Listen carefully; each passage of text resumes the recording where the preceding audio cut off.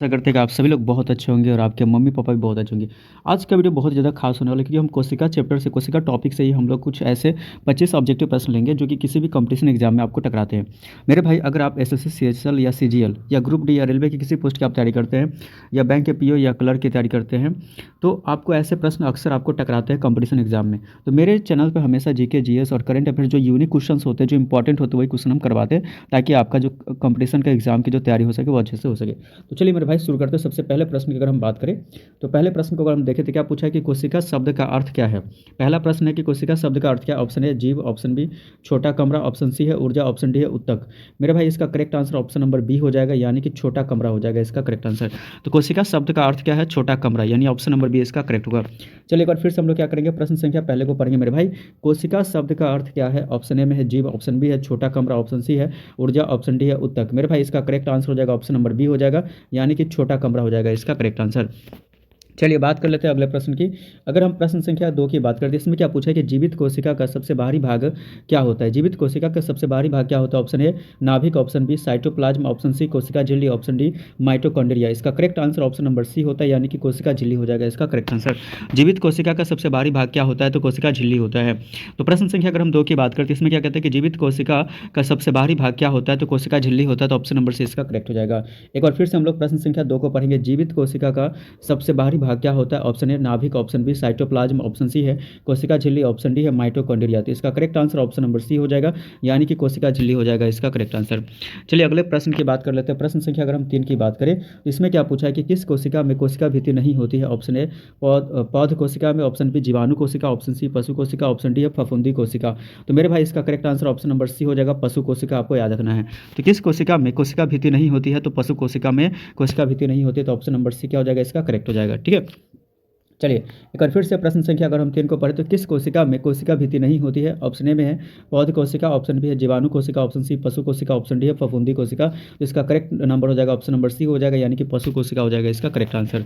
तो चलिए बात कर लेते हैं अगले प्रश्न की। तो प्रश्न संख्या अगर हम 4 की बात करें मेरे भाई, तो प्रश्न संख्या 4 में क्या पूछा कि कोशिका का सुसाइड बैग किसे कहते हैं। ऑप्शन ए में राइबोसोम, ऑप्शन बी है लाइसोसोम, ऑप्शन सी है वैक्यूल, ऑप्शन डी है नाभिक। तो इसका correct answer option number B हो जाएगा, यानी कि लाइसोसोम हो जाएगा इसका करेक्ट आंसर। तो कोशिका का सुसाइड बैग किसे कहा जाता है, तो लाइसोसोम को कहते हैं, याद रखना आपको ऑप्शन नंबर बी। चलिए अगले बात कर लेते हैं अगले प्रश्न की, यानी प्रश्न संख्या 5 में क्या पूछा है कि कोशिका के अंदर पदार्थों का परिवहन कौन करता है। कोशिका के अंदर पदार्थों का परिवहन कौन करता है। ऑप्शन ए ईआर, जिसको हम एंडोप्लाज्मिक रेटिकुलम कहते हैं, ऑप्शन बी है माइटोकॉन्ड्रिया, ऑप्शन सी है गोल्जी बॉडी, ऑप्शन डी है नाभिक। तो इसका correct answer option number A हो जाएगा, यानी कि ईआर हो जाएगा, यानी एंडोप्लाज्मिक रेटिकुलम हो जाएगा। ईआर याद रखना है। ठीक है, चलिए प्रश्न संख्या अगर हम 5 की बात करें, इसे फिर से पूछते हैं कोशिका के अंदर पदार्थों का परिवहन कौन करता है। Option A ER, option B mitochondria, option C Golgi body, option D नाभिक। इसका correct answer option number A हो जाएगा, यानी कि ईआर हो जाएगा। चलिए बात कर लेते हैं अगले प्रश्न की। तो प्रश्न संख्या अगर हम 6 की बात करें तो प्रश्न संख्या 6 में क्या पूछा है, कोशिका में पैकेजिंग का कार्य कौन करता है। कोशिका में पैकेजिंग का कार्य कौन करता है। Option A ribosome, option B Golgi तंत्र, option C lysosome, option D vacuole. तो इसका correct answer option number B हो जाएगा, यानी कि गोल्जी तंत्र हो जाएगा इसका करेक्ट आंसर हो जाएगा। तो कोशिका में पैकेजिंग का कार्य कौन करता है, तो गोल्जी तंत्र करता है। तो ऑप्शन नंबर बी इसका करेक्ट होगा। चलिए एक बार फिर से प्रश्न संख्या 6 को हम लोग पढ़ेंगे। कोशिका में पैकेजिंग का कार्य कौन करता है। Option A ribosome, option B Golgi तंत्र, option C lysosome, option D vacuole. तो इसका correct answer option number B हो जाएगा, यानी कि गोल्जी तंत्र हो जाएगा इसका करेक्ट आंसर हो जाएगा। चलिए बात कर लेते हैं अगले प्रश्न की। तो प्रश्न संख्या अगर हम 7 की बात करेंगे तो इसमें क्या पूछा है कि प्रोकैरियोटिक कोशिका का उदाहरण क्या है। प्रोकैरियोटिक कोशिका का उदाहरण क्या है। Option A amoeba, option B bacteria, option C मानव कोशिका, ऑप्शन डी पौध कोशिका। तो इसका correct answer option number B हो जाएगा, यानी कि बैक्टीरिया हो जाएगा इसका करेक्ट आंसर। तो प्रोकैरियोटिक कोशिका का उदाहरण क्या है, तो बैक्टीरिया है। तो ऑप्शन नंबर बी इसका करेक्ट हो जाएगा। फिर से हम लोग प्रश्न संख्या 7 को पढ़ेंगे। प्रोकैरियोटिक कोशिका का उदाहरण क्या है। Option A amoeba, option B bacteria, option C मानव कोशिका, ऑप्शन डी पौध कोशिका। तो इसका correct answer option number B हो जाएगा, यानी कि बैक्टीरिया हो जाएगा इसका करेक्ट आंसर। चलिए बात कर लेते हैं अगले प्रश्न की। तो प्रश्न संख्या अगर हम 8 की बात करें तो इसमें कहता है कोशिका का सबसे बड़ा अंगक कौन सा है। Option A mitochondria, option B नाभिक, option C Golgi body, option D vacuole. तो इसका correct answer option number B हो जाएगा, यानी कि नाभिक हो जाएगा इसका करेक्ट आंसर। तो कोशिका का सबसे बड़ा अंगक कौन सा है, तो नाभिक है। ऑप्शन नंबर बी इसका करेक्ट हो जाएगा। एक बार फिर से हम लोग प्रश्न संख्या 8 को पढ़ेंगे। कोशिका का सबसे बड़ा अंगक कौन सा है। Option A mitochondria, option B नाभिक, option C Golgi body, option D vacuole. तो इसका correct answer option number B हो जाएगा, यानी कि नाभिक हो जाएगा इसका करेक्ट आंसर। चलिए बात कर लेते हैं अगले प्रश्न की। तो प्रश्न संख्या अगर हम 9 की बात करें तो प्रश्न संख्या 9 में क्या पूछा है, कोशिका का विभाजन किसके द्वारा नियंत्रित होता है। तो कोशिका का विभाजन किसके द्वारा नियंत्रित होता है, option A cytoplasm, option B नाभिक, ऑप्शन सी झिल्ली, ऑप्शन डी वैक्यूल। तो इसका correct answer option number B हो जाता है, इसका हो जाएगा नाभिक। ठीक है, तो कोशिका का विभाजन किसके द्वारा नियंत्रित होता है, तो नाभिक के द्वारा होता है, तो ऑप्शन नंबर बी इसका आंसर आपको याद रखना है। चलिए एक बार फिर से हम लोग प्रश्न संख्या 9 को पढ़ेंगे। कोशिका के विभाजन किसके द्वारा नियंत्रित होता है, ऑप्शन ए है साइटोप्लाज्म, ऑप्शन बी है नाभिक, ऑप्शन सी है झिल्ली, ऑप्शन डी है वैक्यूल। तो इसका correct answer option number B हो जाएगा मेरे भाई, नाभिक हो जाएगा इसका करेक्ट आंसर। चलिए बात कर लेते हैं अगले प्रश्न की। तो प्रश्न संख्या अगर हम 10 की बात करें, इसमें क्या पूछा है कि किस कोशिका में क्लोरोफिल पाया जाता है। ऑप्शन ए पशु कोशिका, ऑप्शन बी है पौध कोशिका, ऑप्शन सी है जीवाणु कोशिका, ऑप्शन डी है वायरस। तो मेरे भाई इसका correct answer option number B हो जाएगा, यानी कि पौध कोशिका में। ठीक है, तो किस कोशिका में क्लोरोफिल पाया जाता है, तो पौध कोशिका में पाया जाता है, तो ऑप्शन नंबर बी इसका करेक्ट हो जाएगा। एक बार फिर से हम लोग प्रश्न संख्या 10 को पढ़ेंगे। किस कोशिका में क्लोरोफिल पाया जाता है, ऑप्शन ए पशु कोशिका, ऑप्शन बी पौध कोशिका, ऑप्शन सी जीवाणु, ऑप्शन डी वायरस। इसका correct answer option number B हो जाएगा, यानी कि पौध कोशिका हो जाएगा इसका करेक्ट आंसर। चलिए बात कर लेते हैं अगले प्रश्न की। तो प्रश्न संख्या 11 में क्या पूछा, अगर आप ध्यान से देखेंगे, कोशिका के अंदर जल से भरा थैला क्या कहलाता है। Option A ribosome, option B है vacuole, option C lysosome, option D नाभिक। तो इसका correct answer option number B हो जाएगा, यानी कि वैक्यूल हो जाएगा इसका करेक्ट आंसर। तो कोशिका के अंदर जल से भरा थैला क्या कहलाता है, वैक्यूल कहलाता है, ऑप्शन नंबर बी इसका करेक्ट हो जाएगा। एक बार फिर से मैं आपको बता दूं मेरे भाई की कोशिका के अंदर जल से भरा जो थैला होता है उसे हम क्या कहते हैं। ऑप्शन ए है ribosome, option B vacuole, option C lysosome, option D नाभिक। तो इसका करेक्ट आंसर हो जाएगा ऑप्शन नंबर बी हो जाएगा, यानी कि वैक्यूल हो जाएगा इसका करेक्ट आंसर। चलिए बात कर लेते हैं अगले प्रश्न की। तो प्रश्न संख्या अगर हम 12 की बात करें तो इसमें क्या पूछा है, कोशिका झिल्ली मुख्यतः किससे बनी होती है। Option A carbohydrate, option B protein और lipid, option C DNA, option D RNA. तो इसका correct answer option number B हो जाएगा, यानी कि प्रोटीन और लिपिड हो जाएगा इसका करेक्ट आंसर। तो कोशिका झिल्ली मुख्यतः किससे बनी होती है, तो प्रोटीन और लिपिड से बनी होती है, ऑप्शन नंबर बी इसका करेक्ट हो जाएगा। प्रश्न से क्या अगर हम 12 की बात करें तो कोशिका झिल्ली मुख्यतः किससे बनी होती है। Option A carbohydrate, option B protein और lipid, option C DNA, option D RNA. इसका correct answer option number B हो जाएगा, यानी कि प्रोटीन और लिपिड हो जाएगा इसका करेक्ट आंसर।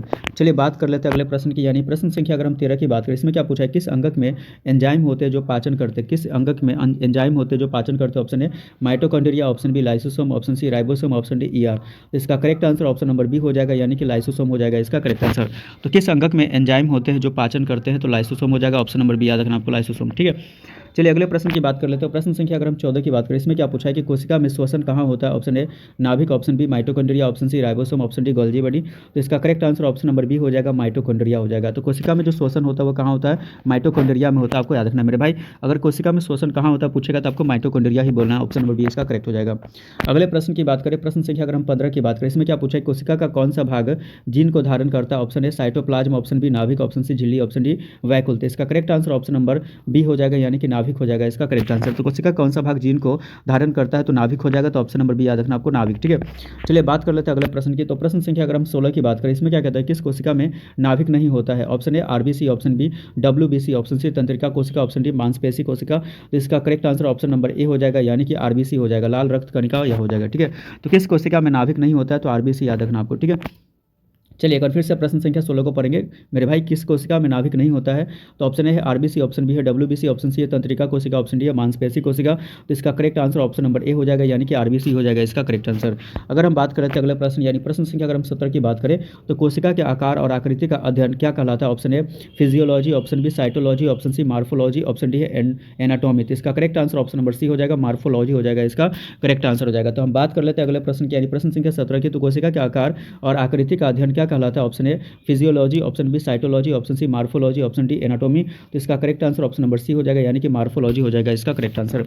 प्रश्न संख्या अगर हम 18 की बात करें, तो प्रश्न संख्या 18 की बात करें जिसमें कहता है कोशिका में वसा का संश्लेषण कहाँ होता है। Option A smooth ER, option B है रफ ईआर, ऑप्शन सी है राइबोसोम, ऑप्शन डी है नाभिक। इसका correct answer option number A हो जाएगा, यानी कि स्मूथ ईआर हो जाएगा इसका करेक्ट आंसर।